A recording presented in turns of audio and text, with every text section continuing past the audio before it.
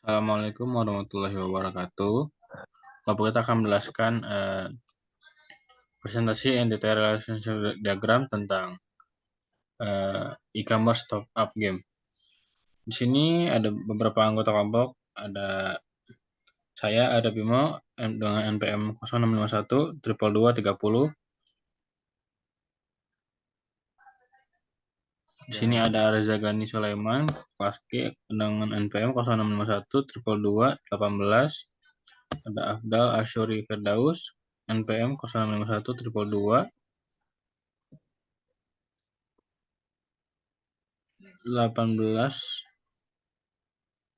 Ada Valerian NPM 0651 222 185. Dan sini ada Dimas Cahyo 0651 222 Di sini kelompok kita akan menjelaskan agenda-agenda apa saja yang akan kita presentasikan hari ini. Itu ada topik utama dalam presentasi ini, ada pengertian IRD, fungsi IRD, komponen IRD, studi kasus kelompok kita, dan hasil IRD, hasil analisis kelompok kita.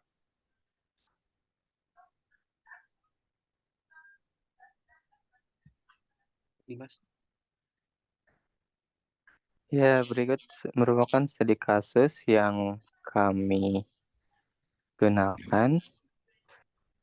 Dimas adalah seorang gamer yang sering bermain berbagai game online. Salah satu game favoritnya membutuhkan mata uang virtual untuk membeli item dan meningkatkan karakternya.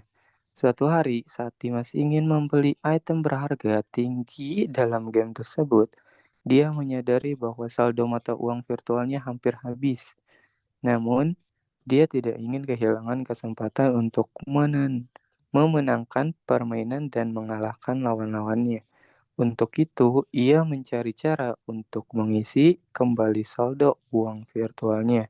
Setelah mencari di internet, Dimas menemukan itemku, sebuah website top up yang menawarkan berbagai pilihan top up game.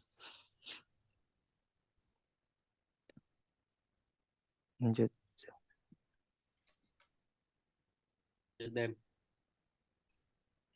Nah, berikut merupakan interface website itemku.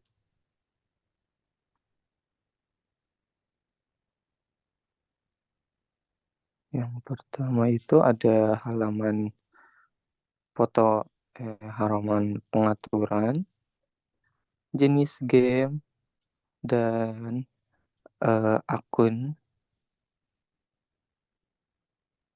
Next.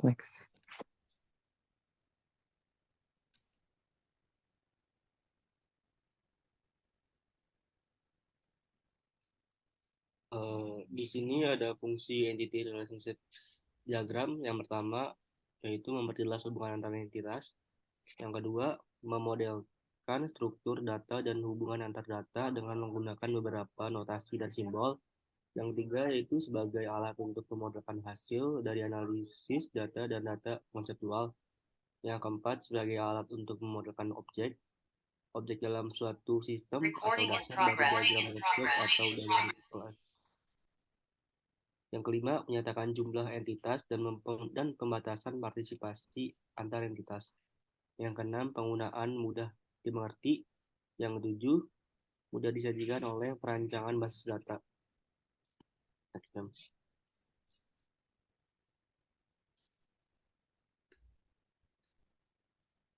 Di sini ada komponen entity relationship diagram. Yang pertama, entitas adalah objek atau konsep dalam dunia nyata yang ingin diidentifikasi dan diwakili dalam basis data. Mereka digambarkan sebagai persegi panjang dalam ERD. Contoh entitas bisa berupa pelanggan, produk, atau karyawan. Yang kedua itu hubungan. Hubungan adalah menggambarkan cara antara entitas berinteraksi satu sama lain dalam basis data. Mereka digambarkan sebagai garis yang menghubungkan antar entitas. Contoh hubungan bisa berupa pelanggan membeli produk atau karyawan memiliki supervisor. Yang ketiga ada atribut. Atribut adalah karakteristik atau informasi yang terkait dengan entitas. Mereka digambarkan sebagai oval atau ellipse dan terhubung dengan entitas yang sesuai. Contoh atribut untuk entitas yaitu pelanggan bisa berupa nama, alamat, atau nomor telepon. Lanjutkan. Selanjutnya komponen IRD itu ada kardinalitas. Kardinalitas menggambarkan berapa banyak entitas dapat terkait dengan entitas lain dalam hubungan. Misalnya kardinalitas kardinalitas I 1 ke 1 mengindikasikan bahwa setiap entitas dalam hubungan terkait dengan satu entitas lain secara unik. Lalu ada kunci primer atau primary key.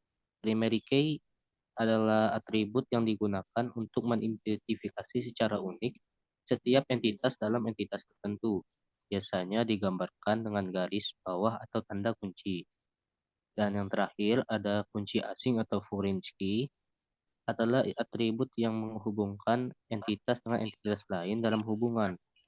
Mereka digunakan untuk menjaga integritas referensial antar entitas.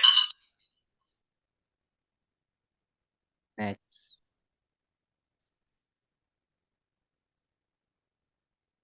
Selanjutnya ada fungsi YLD.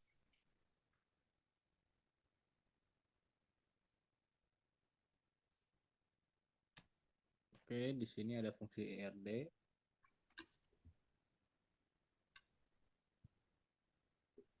IRD memiliki beberapa fungsi utama. Memperjelas fungsi utama. Satu, memperjelas hubungan antar entitas.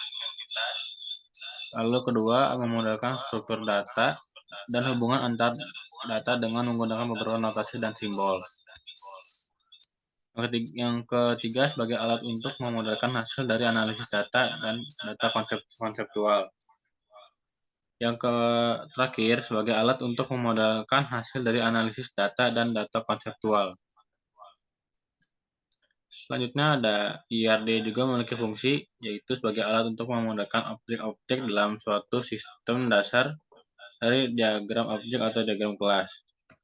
Yang kedua, menyatakan jumlah entitas dan pembatas partisipasi antar entitas.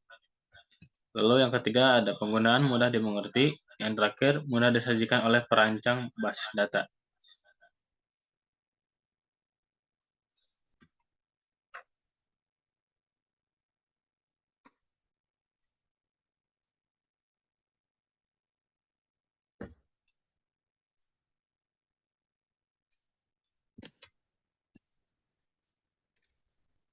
Lalu di sini selanjutnya ada apa namanya? Ini IRD-nya apa dari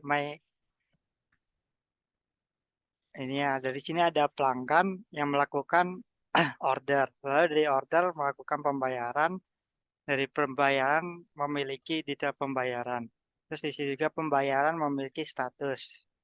Di sini juga ada order memiliki order detail, order detail memiliki produk menjual, toko menjual ke produk.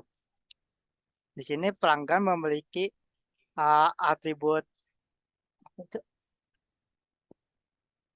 email akun, e-wallet, riwayat. Di sini kalau di order itu ada atribut email, foreign key, sama ID order.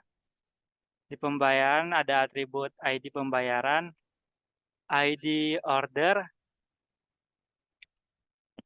ID status, foreign key. Lalu di detail pembayaran ada atribut ID pembayaran foreign key, metode pembayaran, voucher, layanan premium, biaya admin, dan total pembayaran. Di status ada atribut ID status, ID pembayaran foreign key, tanggal, dan keterangan. Di order detail ada ID order, ID produk foreign key, dan jumlah. Di produk ada ID produk, nama produk, harga, player ID, stok, sama catatan. Lalu di toko ada nama toko, jenis game, jenis produk,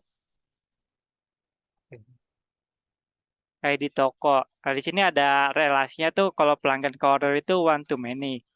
Lalu kalau dari order ke pembayaran itu one to one.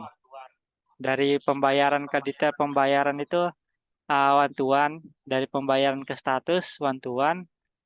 Lalu dari order ke order detail itu many to one. Dari order detail ke produk itu one to many. Dari produk ke toko itu many to many. Ini kenapa dari pelanggan ke order ini kenapa bisa one to many itu karena dari satu pelanggan ini kan bisa apa namanya bisa mengorder banyak bisa melakukan banyak order. Lalu kenapa ini dari order bisa dari order itu kenapa one to many ke pembayaran itu karena dia kan dari banyak order kan dijadiin satu itu jadi satu lalu melakukan pembayaran ke satu pembayaran gitu. Ini kenapa saat pembayaran one to many dengan detail pembayaran tuh karena pembayaran kan satu, terus detail pembayaran juga kan satu gitu, cuman satu ini detail. Lalu pembayaran ke status juga sama juga one to many ya karena satu jadi kayak statusnya itu cuma satu. Lalu ini ada order tuh detail kenapa many to one itu karena banyak order kan dijadikan satu jadi order detail. Jadi kenapa order detail ke one to many ke produk? Soalnya kan dari banyak produk dijadikan ke dalam satu order detail. Lalu kenapa toko many to many ke produk itu karena banyak toko yang dapat ini apa menjual banyak produk. Ya sudah. Next.